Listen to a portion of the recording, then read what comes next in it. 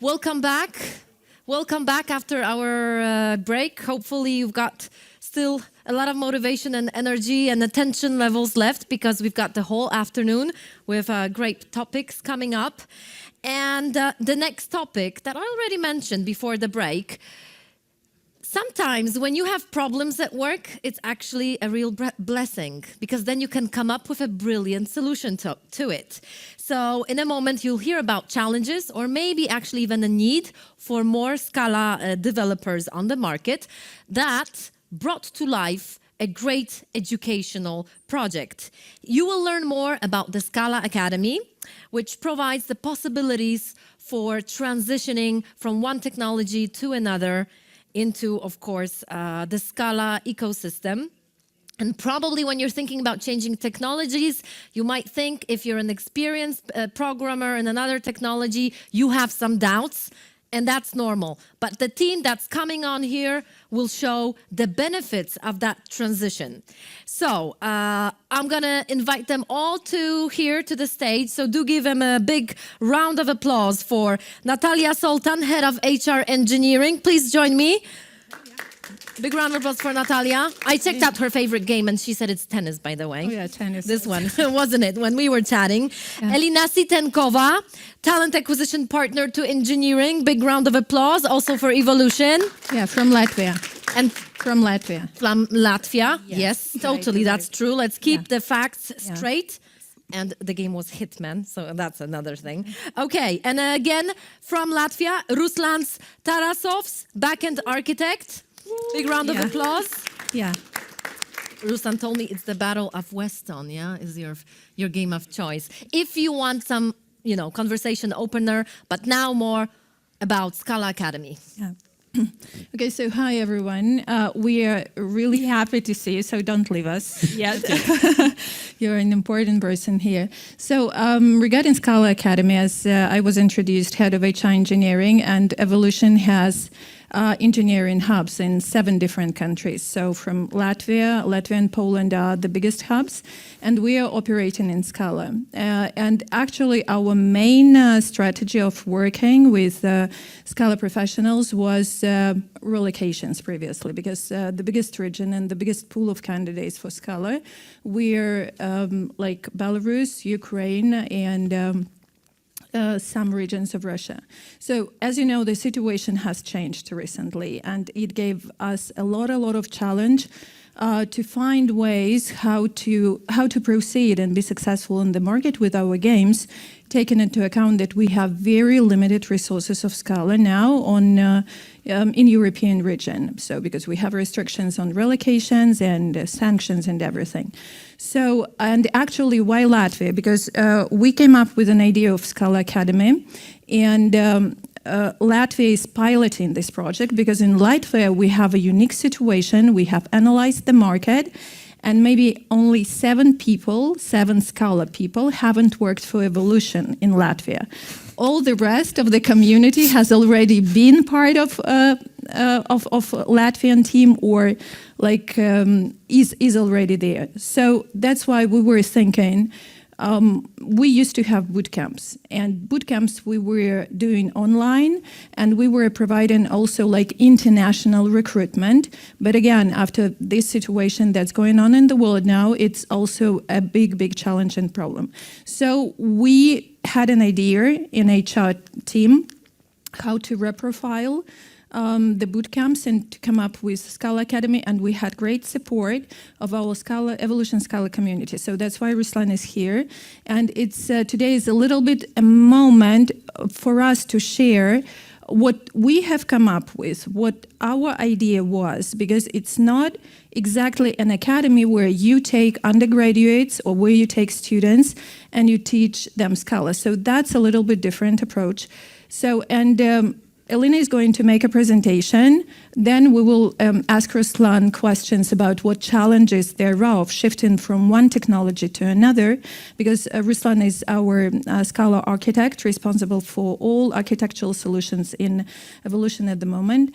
And and then we would be very happy to hear any questions that you might have, or any observations, or maybe any ideas that come up to your head. Maybe during the break you might reach out to us.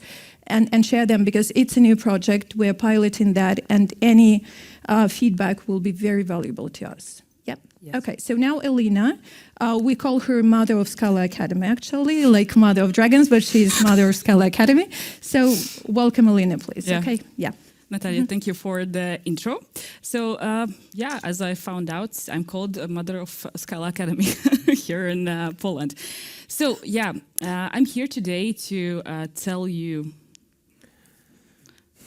walk you through the process of setting up a project like Scala Academy. So, as Natalia said, we are streamlining it, piloting it in Latvia. We have already first successes. We have first hires in Riga, and we are super happy about that. So, yeah, when we started to think about Scala Academy, we understood that it will not be an easy task. We needed to understand what are the key elements that we need to think about when we launch such a project. Our project team that had architects joining, Scala, department leads, EBIC, HRs, a lot of people were involved in this. We understood that we need to create a supported, mentored approach to experienced developers who want to learn Scala, but they don't want to lose their seniority. So that was our promise that we wanted to keep in this Scala Academy, to make it more easy, a bit less stress-free for experienced developers to transition. So who were we hiring in Scala Academy? So at the beginning, we understood that the pool can be huge. Starting from PHP developers to C++ developers, almost anyone could fit the initial bill of the candidate persona. But we understood that we need to narrow it down a bit. So in a brainstorming session, we created a candidate persona. So as you see, there are some key elements that we thought about. So starting from personal insights. So who are they? Where we can find them? What is their motivation? So why they would love to learn Scala at this moment in their lives? And what would be their frustrations at this moment? So what are they not happy with in their current companies or the languages that they are choosing? So, and of course, also in that, we created a bit of a more detailed technical background. So we narrowed it down, so from which languages the transition to Scala would be a bit easier, could fit in those 3 months that we prepared this learning process. And that was a big help from our technical team, who were giving their insights on from which languages it would be easier to transition. And of course, we needed also to think about our key selling points. Evolution in Latvia is the biggest Scala user, so we are a really attractive company where people want to work, and yeah, we needed to show how cool we are there. Of course, when we have kind of the blueprints for whom the Scala Academy is meant, we needed to think about the materials of building the Scala Academy, meaning the learning materials. So we were thinking about the learning process as building blocks. We started the learning process with more kind of foundational elements, so people who do not have any experience with Scala would understand the basic concepts. What is that? And then we started to transition that to a bit more complex Scala topics. So not everything would be straight on the most complex topics straight ahead, but so it's much more easy and more easier transition, so smoother. And of course, the people are integrated in a team from day one. So they are seeing how our teams are structured. But about that a bit later in the presentation. So when the person learns in isolation, it might be that they are just stuck in theory. So we understood that we need to implement also practical tasks and also real-world project application. Practical tasks, what they are. So those are the tasks that follow up the theory that they are learning every week. And they are doing the technical home tasks more like in a test way, how they are learning. We used for the learning process our internals Evo Learning platform, but for the practical tasks we used CodeScreen, where we had specific for us created tasks that correlated with the learning process. But of course, with only theoretical, practical tasks, we understood that it won't work. So we needed to help them integrate in real-world projects within Evolution. So by week 4, these developers who have just recently joined our company are already starting to work on our projects. Of course, at the beginning, it might be a bit scary for them to start to work on real code base, but we didn't want those people to be learning in isolation somewhere outside of the teams. So we wanted, so the machine is starting to run almost a month into the learning process. But of course, how it can work without mentorship, it will not happen. Mentors are a key element in Scala Academy. Mentors are assigned to the Scala Academy joiner from day 1. We dedicated them weekly sessions, one-on-one sessions, where the the developer is speaking to the mentor. They're sharing feedback, how the learning process is going. So as soon as possible, we could make some adjustments in the learning process. So it's not that the person is left alone somewhere again in a corner and we don't pay attention, and then only in 3 months we see that he actually doesn't like Scala. So mentors, big thank you for the mentors that we have in Riga that are mentoring our Scala Academy students. So yeah, big thank you for them. And of course, the final test is the end of these 3 months, when the learning process has finished and those people need to be fully integrated in the team's work. So that's where we see how the training process went. Are they fully integrated in a team, both technically and how they are collaborating with their teammates, and are they contributing to the real projects that we have? So that is the main test that we have in the end, because our teams are not just few people. There are many people that are involved in that, both delivery managers, QAs, front-end developers, back-end developers. So a lot of people's opinion is a matter here.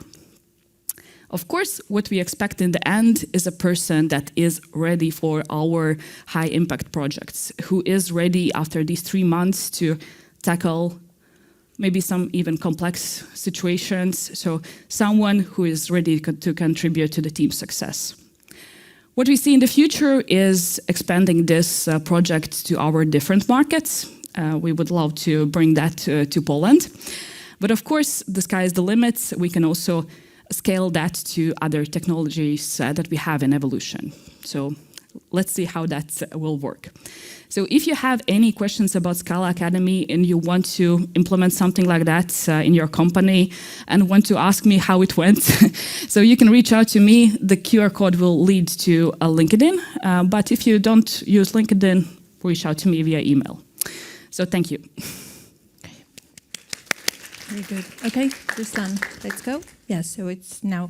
Yeah, so Elina, thanks a lot for this overview. So now I will ask some questions to Ruslan, but just a small recap.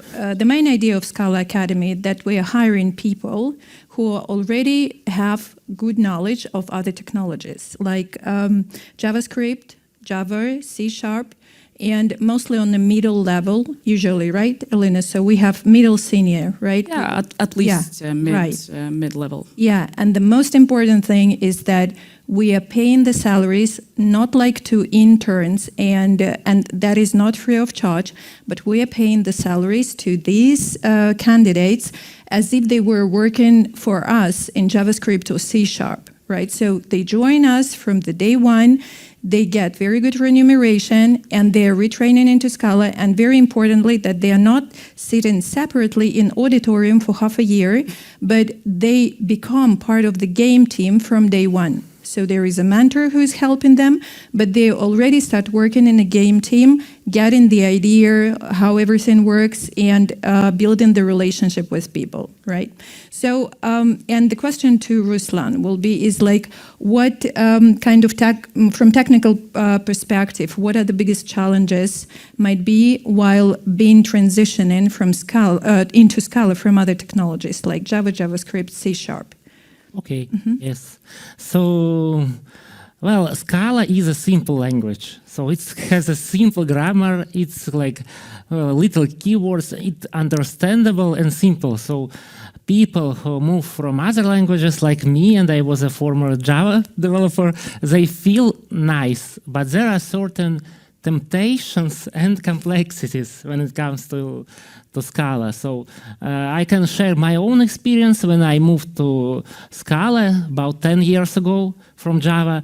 Actors were the thing. We wanted to do everything with actors. And in my team, I decided that I will do replace classes with actors. And so I did. And my partner, which was a bit more senior in Scala, was writing long emails that I should not do it, should I never do it. And I was saying, like, you are a conservative guy, like, this is the way you write now, this is a Scala, Aka, you heard Jonas Bonner, he said, like, do it. And actually, the guy burned it out and quit.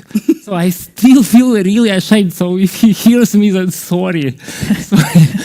So there are certain temptations, and I will tell later how to avoid them. And there are certain complexities, because one thing is that when people come and say, like, we have some guys who were Java developers or some other developers, they come to us and say, what should I do? And I say, like, learn Scala, come to us, we hire you. We need Scala developers. And then they go buy some popular books by Adersky, they read it, learn it, they come, and then they come to company, open our repositories, and there they see tagless final, and they like,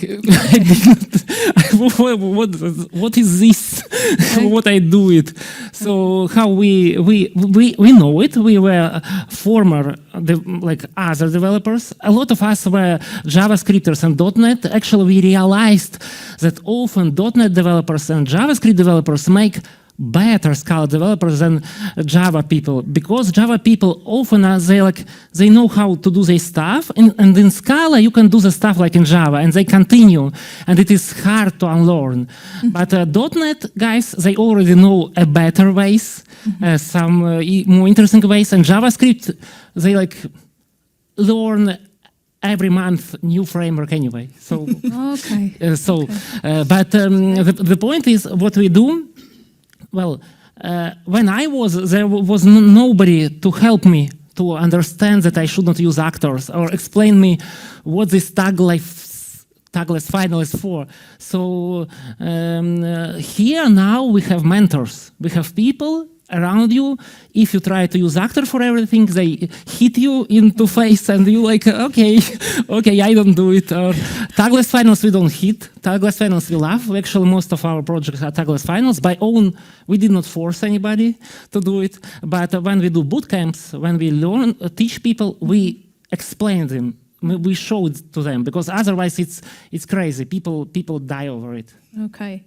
Right. So, but did you give this feedback to mentors before starting, that there are such stumbling blocks that they should pay attention to this and that? That's why they are not doing it. Okay. No, of course we did. Of course, right. So when you were choosing the candidates now, if you see, like, are they Java people or .NET and JavaScript mainly? I would say we have Elixir developer joining, Yes. Okay. so something that I think even initially didn't put in the candidate persona, but yeah, he was really enthusiastic about switching to that. But there are lots of also C# developers, of course Java, and some who were kind of trying to convince that's even also from PHP that would join us. Okay. So it's like a bunch of different things, a mixed bag of people. So, all right. Yeah. From TA, talent acquisition perspective, what opportunities does it give to candidates? I mean, like, to switch into Scala, because, I mean, you need to put your career on pause for a while, right? So, and not to scale in your main technology, right? So, but just to step aside. So, any opportunities from TA person Yeah. for such people? Of course, as Ruslan said, Scala is an easy language, Yeah. but it opens you lots of doors when you have opened the mind to working with Scala. So it gives a competitive edge to people who have passed the Scala Academy. And as we discussed and as we mentioned, that we are appreciating their seniority level when they join. So they are not starting as juniors anymore. We appreciate their backgrounds. We are people coming from game mathematician backgrounds. So all that we appreciate, and we see that they could be great Scala community members in the future. Okay, great. So, and regarding the motivation, right? So, Ruslan, as you were saying that you might hit people and... No, you we would- don't. It's a joke. No, I'm just kidding, right? So regarding the motivation, if the person understands like after 3 or 4 months that, yeah, I was excited at the beginning, but now I see it's not my cup of tea, I don't want to continue with that. So are there any ways to bring the motivation back, or we should accept and say, okay, so we'll let you go, we will hire another one? Well, Scala is nice. When the people start to learn Scala, usually they don't go back, they don't go away. They like what they are doing, and because it makes them better developers. And if there is a person around them to help through challenges, temptations, everything will be fine. But we are not leaving them alone. We are watching them, seeing if their motivation grows, and if it does not, we change them and we hit them with a big Haskell book and make them to recite category theory at night, and it works. Okay, so chains. Okay, so we need chains, right? So Elina, we will make sure we have that in Latvia, right? So, and Ruslan, as you as a person who was shifting from, so you are a very good example of shifting into Scala. What opportunities, what benefits did it give you, like from your experience? Like, are you happy that you made this shift sometime ago? Yes, I'm very happy. I don't go to therapist. Okay. So but Scala makes you. We have a Scala audience here. They know Scala is they make you. It makes feel nicer. It makes you a better developer. You come in as a more junior person, you go out as more senior, you know the stuff, and you are not afraid of, from the market. You know how the thing is done. Scala is not so verbose. You can think straight. So I never seen anybody who worked on Scala and really wished to leave it. And when they left, they did not think it was a wasted years. It was really cool. Okay, so I think that for keeping people's motivation, we should set up meetings with you, because you are a very good example how to be successful and excited when shifting from one technology to another, right? And the question to Elina, when you are making the sourcing the candidates, how do you check the motivation? What are the key words that people tell you, and you make a decision? Yes, we're gonna assign you on the project, because actually we now opened 6 vacancies in Latvia for Scala Academy, and we had around 100 applications, right? Yeah. Yes. So how did you make a choice who would be the best candidate? Of course, in the recruitment process, the technical background was important, but of course the motivation to learn functional programming and Scala was above that. Above that. So first questions that we asked in the recruitment process was how they actually checked Scala before. So have they watched any YouTube video before about Scala? If there was no motivation to do that before, there was a big risk that they will not succeed in the Scala Academy. So just an honest conversation with the people. All right. Okay. Thank you so much. So, and now we need to wrap it up, right? So we have the time limits. So maybe if there are maybe any questions now that anybody would like to ask, you may ask. If there are none, then we may take it to to the break, during the break, and have a discussion. There is a question. Yeah, there is a question, yeah? Yeah, so we see your hand. Yeah. Yes. Yeah. If you were to rank the languages in terms of how easy it is to transition to Scala, what would be the top 3? From which? From all the languages. The other language that you transition to Scala the easiest one? Well, that's a good question. It depends. It depends on the Scala version a bit. So Scala 3 really similar to Python. It looks like Python, but Java is easy to start, like to transition from. You can start working from day one if you are a Java developer, but you will have maybe harder time to accept the different way of thinking, because you can start working immediately, which is like strange, but then you have harder time to adapt. But if you're coming from .NET or JavaScript or Elixir, we have Erlang guy, then you already have these functional programming things there, and you have easier time to like accept them. Right. Thank you. Okay, thank you so much. Thank you for your attention. We will be wrapping up. So I do hope that you will have additional questions and come to us during the break. Okay, thank you so much then. Thanks, Ruslan. Thanks, Thank you. Elina. Yeah.